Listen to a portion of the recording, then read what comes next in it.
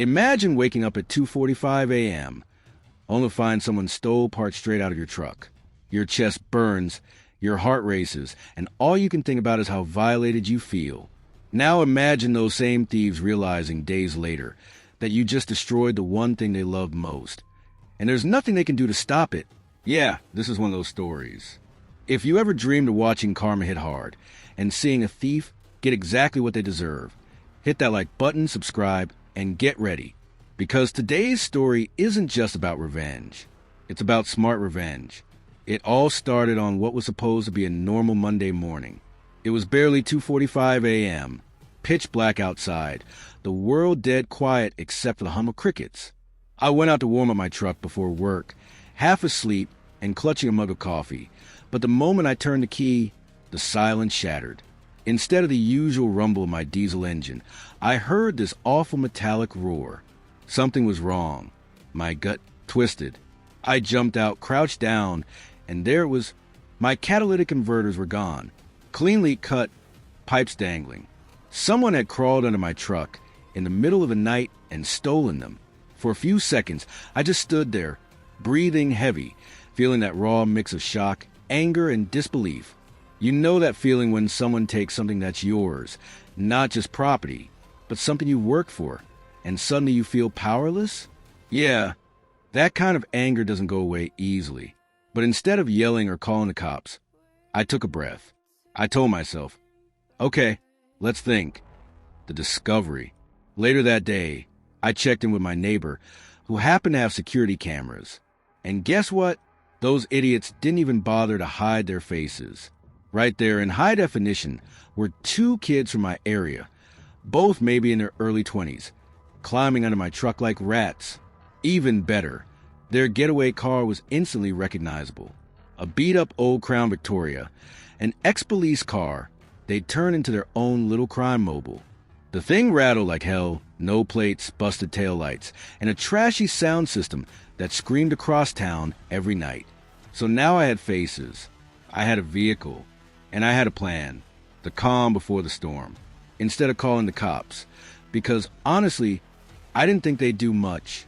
I decided to make one quick call to someone else. My buddy Jake, who works in code enforcement. I told him what happened and laid out what I wanted to do. Jake laughed and said, "Man, you're evil, but I love it. I'll let the police know what you're planning, so no one stops you." See, those kids' Crown Vic wasn't street legal.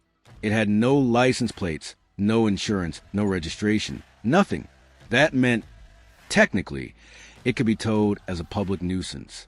And that's when my little revenge mission began, setting the trap. A few days later, I spotted their Crown Vic parked on a quiet street. Windows cracked, speakers blaring that awful bass, like they were daring the world to notice them. I called Jake. He gave me the green light. "Do it," he said. "Tow it." I drove up, hooked that piece of junk to the tow truck, and hauled it straight to the police impound lot. When they ran the VIN, the results were even juicier than I imagined. That car hadn't been registered since 2011. The title still belonged to someone completely different. Someone who'd sold it years ago but never cleared the paperwork because of massive back registration fees. So legally it wasn't theirs, which meant the cops could classify it as abandoned property and send it to the junkyard. I stood there, pretending to look concerned, but inside, I was smiling, because I knew exactly what was about to happen. The desperate search. Meanwhile, the thieves, those two idiots, started panicking.